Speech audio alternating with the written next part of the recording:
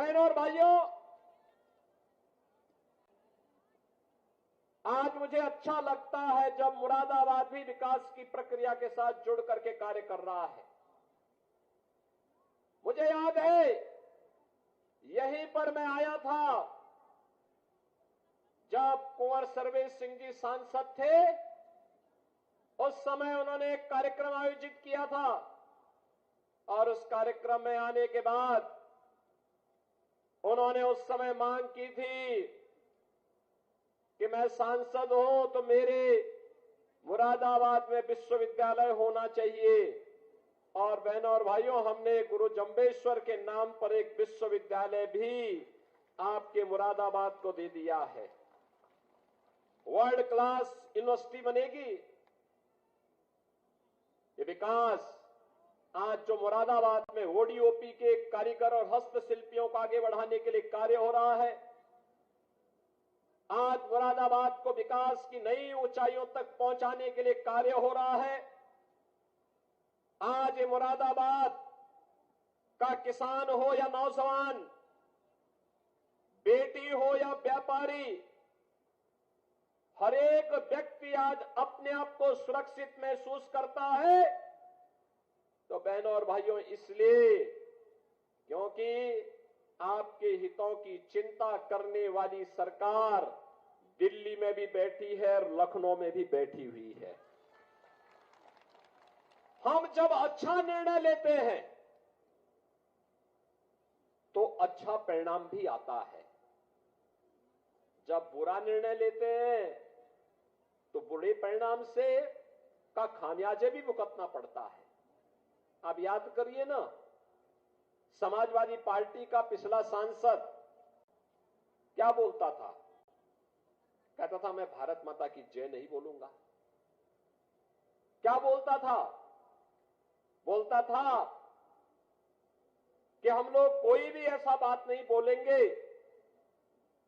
जो हिंदू समाज को अच्छा लगे। बहनों और भाइयों, अच्छा लगने और न लगने वाला समस्या उसकी नहीं है।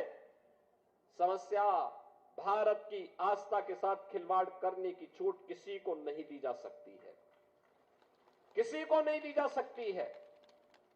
और वह तब जब भारत आज दुनिया के अंदर एक ग्लोबल पावर के रूप में उभर रहा हो, दुनिया की एक बड़ी ताकत के रूप में उभर रहा हो, जब दुनिया के अंदर 140 करोड़ लोगों का सम्मान बढ़ रहा हो, बढ़ गया हो, भारत की सीमाएं सुरक्षित हुई हो, भारत के अंदर विकास के अत्याधुनिक कार्य होकर के भारत आज दुनिया के अंदर तेजी के साथ उभरती हुई बड़ी अर्थव्यवस्था के रूप में स्थापित हुआ हो, उन स्थितियों में बहनों और भाइयों, भारत के वैश्विक मंच पर भारत की सम्मान और सुरक्षा की बात हो या फिर भारत के विकास का कार्य, भारत को अत्याधुनिक विकास की योजनाओं के साथ जोड़ने का कार्य, या भारत की आजीविका को,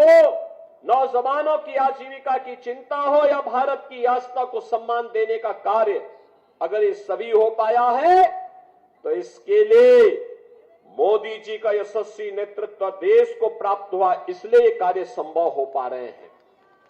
और बहनों और भाइयों, आज इसीलिए मैं आया हूं। कोई सोचता था, जब मैं उस समय यहां आया था तो उस समय कुंवर सर्वेश सिंह जी ने मुझे बताया कि दिल्ली से मुरादाबाद की दूरी को जोड़ने के लिए 4 लेन के हाईवे को कैसे हम कार्य कर रहे हैं, किस प्रकार से विकास की बड़ी बड़ी परियोजनाएं उन्होंने उस समय लेकर के आने का काम किया था। वे सांसद उस समय नहीं रहे, वे कार्य लगभग ठप से पड़ गए थे। बहनों और भाइयों, अत्याधुनिक इंफ्रास्ट्रक्चर होता है तो अर्थव्यवस्था को गति देता है, एक मजबूती देता है, आगे बढ़ता है। आज रेलवे, हाईवे, एक्सप्रेसवे, मेट्रो की सुविधा, यूनिवर्सिटी, 1 डिस्ट्रिक्ट 1 मेडिकल कॉलेज की योजना, ये सभी नई पहचान बना रहे हैं। इन नई पहचान के माध्यम से नए भारत का दर्शन हो रहा है और गरीब कल्याणकारी योजनाओं की तो कोई सानी ही नहीं। याद करिए 2014 के पहले देश के अंदर क्या स्थिति थी। गरीब भूखों मरता था। आज 80 करोड़ गरीबों को पिछले 4 वर्ष से फ्री में राशन मिल रहा है और अगले 5 वर्ष तक ये लगातार मिलेगा। ये मोदी की गारंटी है। 60 करोड़ लोगों को 5 लाख रुपए की स्वास्थ्य बीमा का कवर मिल रहा है। इससे पहले अगर किसी गरीब के घर में कोई बीमार हो जाता था, कोई पुरसा हाल नहीं था, कोई पूछता नहीं था, परिवार तबाह हो जाता था। आज 60 करोड़ लोगों को 5 लाख रुपए की स्वास्थ्य बीमा का कवर प्राप्त हुआ है। और बहनों और भाइयों, यूपी में तो हमने ऐसी व्यवस्था की है कि आयुष्मान का कार्ड जिसके पास नहीं है, हमारा विधायक, हमारा सांसद या कोई सामान्य पीड़ित भी अगर मुझे एक पत्र लिख देता है तो मैं सीधे उसके अकाउंट में पैसा भेज देता हूं, जिससे वो व्यक्ति पैसे के अभाव में उपचार से वंचित न रहने पाए। 50 करोड़ लोगों के लिए जनधन के अकाउंट देश के अंदर खोले गए। 12 करोड़ अन्नदाता किसानों को प्रधानमंत्री किसान सम्मान निधि का लाभ। 12 करोड़ गरीब परिवारों के घर में एक शौचालय बनाने का कार्य हो, या फिर 10 करोड़ गरीबों को उज्ज्वला योजना में रसोई गैस के फ्री में कनेक्शन देने का कार्य हो। और यूपी में तो हमने ये भी किया है कि केवल सादी दाल नहीं होगी, अब दाल में तड़का भी होगा। अगर 12 करोड़ लोग 10 करोड़ लोगों को फ्री में सिलेंडर के कनेक्शन मिले हैं तो होली और दिवाली फीकी नहीं होगी। एक फ्री में सिलेंडर हम देने का काम भी करेंगे। बहनों और भाइयों, 4 करोड़ गरीबों के मकान बन गए। 2.5 करोड़ गरीबों के घर में बिजली के कनेक्शन आ गए। यह काम पहले भी हो सकता था, लेकिन कांग्रेस हो, सपा हो, बसपा हो, इनके एजेंडे में विकास नहीं था, गरीब कल्याण नहीं था। आस्था के साथ खिलवाड़ करना ये अपना जन्मसिद्ध अधिकार समझते थे। माफिया और अपराधी को अपने गले का हार बना करके ये लोग प्रदेश की जनता पर, बेटी की सुरक्षा पर, व्यापारी की सुरक्षा पर सेंध लगाने का कार्य करते थे। और आज इसीलिए हम सब आपके पास आए हैं। बहनों और भाइयों, ये बीजेपी की सरकार जो बोलती है वो करके दिखाती है। आज आप देखते होंगे माफिया या अपराधी या वो जेल में है या जहन्नुम में है ना। कहीं सिर उठा करके किसी व्यापारी को या किसी बेटी को जबरन उठाने या धमकी देने का दुस्साहस कोई कर सकता है क्या? कर सकता है क्या? करेगा तो क्या होगा मालूम है ना। तो बहनों और भाइयों, ये सुरक्षा केवल बीजेपी दे सकती है। वे लोग नहीं दे सकते जो इन अपराधी और माफियाओं को अपने गले का हार बना करके लेकर के चलते थे, इनके सामने नाक रगड़ते थे। वे लोग नहीं दे सकते। आज आप देख रहे होंगे बड़े बड़े माफिया जो कभी जिनकी तूती बोलती थी, आज कैसे घिघियाते हुए दिखाई दे रहे हैं। आज आप इनके हालत देख रहे होंगे। आज पे बोलते हैं कि बस जान बकस दो, ठेली लगा करके सब्जी बेच करके पेट भर देंगे, लेकिन किसी को छेड़ेंगे नहीं, किसी जमीन पर जबरदस्ती कब्जा नहीं करेंगे। बहनों और भाइयों, विकास में सबसे बड़ा बैरियर है राजनीति का अपराधीकरण, माफिया प्रवृत्ति के तत्वों को प्रश्रय देना। और यह कार्य भारतीय जनता पार्टी ने आपको दिखाया है। सुरक्षा और सुशासन का मॉडल कैसे होना चाहिए, यह आज आपके यहां देखने को मिलता है। और इसीलिए आज मैं एक तोड़ आया हूं। एक तरफ सुरक्षा है, आज कर्फ्यू नहीं है। 1980 में मुरादाबाद में एक भयंकर दंगा हुआ था। दर्जनों लोग मारे गए थे। आप सोचो, उस समय से लेकर के 2017 तक रिपोर्ट को लोगों ने दबा करके रखा था, दबा करके। मैं आया, मैंने उसकी जांच शुरू की, और बहनों और भाइयों, ये सारे चेहरे उजागर हो गए जो लोग दंगा करवाने वाले थे उस समय। तमाम उस समय निर्दोष व्यापारी मारा गया था, हिंदू मारा गया था, सिख मारा गया था, लेकिन कोई पूछने वाला नहीं था। हमने उसको उजागर किया, उस पर कार्रवाई प्रारंभ करवाई। बहनों और भाइयों, मैं आज आपसे कहने के लिए ही आया हूं, आज प्रदेश में दंगा नहीं है, आज कर्फ्यू नहीं है। 2016 में आपने सहारनपुर में देखा कैसे सिख विरोधी दंगा हो गया था।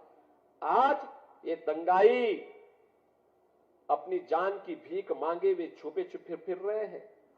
और मैं तो आपका आह्वान करने के लिए आया हूं, उत्तर प्रदेश में न कर्फ्यू है न दंगा है, यूपी में सब चंगा है। और चंगा यूपी के अंदर जिस प्रकार का माहौल बना है, कर्फ्यू का स्थान अब कावड़ यात्रा ने ले ली है। भव्य कावड़ यात्रा निकलती है, धूम धड़ाके के साथ निकलती है। सुरक्षा की गारंटी हम लोगों की है। एक तरफ सुरक्षा का बेहतर माहौल और दूसरी तरफ अयोध्या में रामलला के भी दर्शन हो रहे हैं। हो रहे हैं ना? अयोध्या में रामलला के दर्शन हो रहे हैं ना? कितने लोग गए हैं अयोध्या दर्शन करने के लिए? काफी लोग चले गए हैं। शेष जो लोग होंगे, चुनाव के बाद धूम धड़ाके के साथ अयोध्या जाइए। अयोध्या में आपको लगेगा कि त्रेता युग की भगवान राम के समय की अयोध्या धरती पर उतर गई है।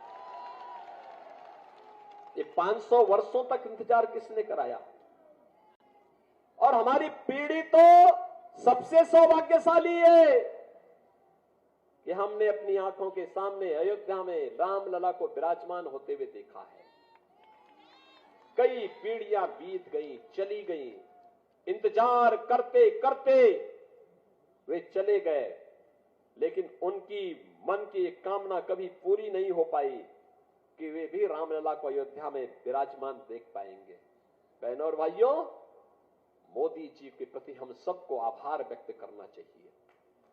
आज अयोध्या में आप जाएंगे, क्या भव्यता है, क्या दिव्यता है। रामलला फिर से विराजमान हो गए हैं और ऐसी कृपा है प्रभु की कि चारों ओर खुशहाली है। और इसी खुशहाली में राम राज्य की इस परिकल्पना को साकार करने के लिए आज हम सब आपके पास आए हैं कहने के लिए, तीसरा कार्यकाल मोदी जी को दीजिए। अभी सुशांत सिंह कह रहे थे ना, यहां पे जो बंगालियों की जमीन से संबंधित मामले, सारी औपचारिकताएं पूर्ण हो चुकी हैं। आप चिंता मत करिए, यहीं पे आकर के हम लोग करने जा रहे हैं। उस समय बड़े फंक्शन करने जा रहे हैं। यहां पे विश्वविद्यालय दे दिया गया है। गुरु जंबेश्वर के नाम पर विश्वविद्यालय की स्थापना मुरादाबाद में होने जा रही है। वर्ल्ड क्लास यूनिवर्सिटी बनेगी। यहां के नौजवानों को नौकरी भी मिलेगी। महाराज विदुर के नाम पर, महात्मा विदुर के नाम पर मेडिकल कॉलेज का निर्माण यही बिजनौर में हो रहा है। बहनों और भाइयों, और टाइगर के क्षेत्र में आएंगे तो टाइगर जैसा काम भी तो करेंगे। अमानगढ़ का भी एक इको टूरिज्म का वर्ल्ड क्लास सेंटर भी बनने जा रहा है। बहनों और भाइयों, विकास भी है, विरासत भी है, सुरक्षा भी है तो समृद्धि भी है। इन सब को जोड़ने के लिए आज हम सब आपके बीच आए हैं और आप सबसे अपील करने के लिए कुंवर सर्वेश सिंह को फिर एक बार मौका मिलना चाहिए कमल चुनाव चिन्ह पर, मुरादाबाद के लोकसभा क्षेत्र के विकास के लिए, बुरहानपुर के विकास के लिए। और इसके लिए आज मैं आपके पास आया हूं। आप सब सहमत हैं? सभी लोग सहमत हैं? लेकिन याद रखना, पहले ही चरण में चुनाव है। आज जो है 13 अप्रैल बैसाखी का दिन भी है जी। आज तो बैसाखी का दिन भी है, बैसाखी की भी शुभकामना। और आज ही गुरु गोविंद सिंह जी महाराज ने खालसा पंथ की स्थापना की थी। मैं भी लखनऊ गुरुद्वारे से ही यहां आया हूं, थोड़ा मुझे देर इसीलिए हुई। मैं सभी सिख बंधुओं को भी बैसाखी के साथ साथ खालसा पंथ की स्थापना के लिए हृदय से बधाई देता हूं।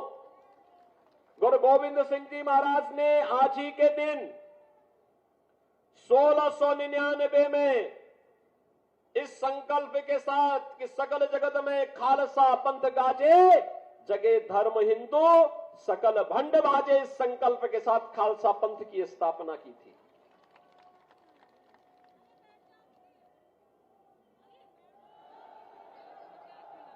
बहनों और भाइयों, गुरु गोविंद सिंह जी महाराज के द्वारा स्थापित खालसा पंथ हिंदुस्तान की सुरक्षा और हिंदू धर्म की रक्षा करने के लिए कैसे महत्वपूर्ण बनकर के उभरा था। चार पुत्र गुरु गोविंद सिंह जी महाराज के, चार साहबजादे बलिदान हो गए, लेकिन उन्होंने उफ नहीं किया। तब भी वह देश और धर्म की रक्षा करने के लिए जूझते रहे, विधर्मियों को और आक्रांताओं को जवाब देते रहे। आज मैं आपका यही आह्वान करने के लिए आया हूं। प्रदेश ने भी और मोदी जी के नेतृत्व में पूरे देश के अंदर गुरु गोविंद सिंह जी महाराज के चार साहबजादों की स्मृतियों को जीवंत बनाए रखने के लिए 26 दिसंबर की तिथि वीर बाल दिवस के रूप में मनाने का निर्णय लिया गया। एक कार्यक्रम पूरे देश के अंदर चल रहा है। बहनों और भाइयों, आपने देखा होगा गुरु नानक देव जी की स्मृतियों से जुड़ा हुआ करतारपुर साहिब, उस स्थान का भी कॉरिडोर के रूप में पुनरुद्धार का कार्य मोदी जी के नेतृत्व में संभव हो पाया। और बहनों और भाइयों, इसीलिए मैं आपके पास कहने के लिए आया हूं आज कि भारतीय जनता पार्टी आपको सुरक्षा भी देगी, समृद्धि भी देगी। भारतीय जनता पार्टी भारत को दुनिया की सबसे बड़ी ताकत बनाने के लिए तीसरी बार आपका आशीर्वाद प्राप्त करने के लिए आएगी। कुंवर सर्वेश सिंह जी को तीसरी बार, अब इस बार फिर से मौका देंगे ना? सभी लोग सहमत हैं? आज 13 हो गई हैं और बहनों और भाइयों 19 को ही आप वोट पोल होना, वोटिंग होनी है 19 तारीख को ही। सहमत है ना आपकी? इसके लिए आपको कुंवर सर्वेश सिंह बनकर के, मोदी जी बनकर के गांव-गांव घर-घर जाना पड़ेगा। इस जिम्मेदारी को लेने को तैयार हैं? लेने को तैयार है ना? भारी बहुमत से विजयी बनाएंगे, भारी बहुमत से विजयी बनाएंगे। कांग्रेस, सपा, बसपा, इनके बहकावे में तो कोई नहीं आएगा ना? सभी लोग सहमत हैं? तो फिर मेरे साथ दोनों हाथ उठा करके बोलेंगे, भारत माता की, भारत माता की, भारत माता की।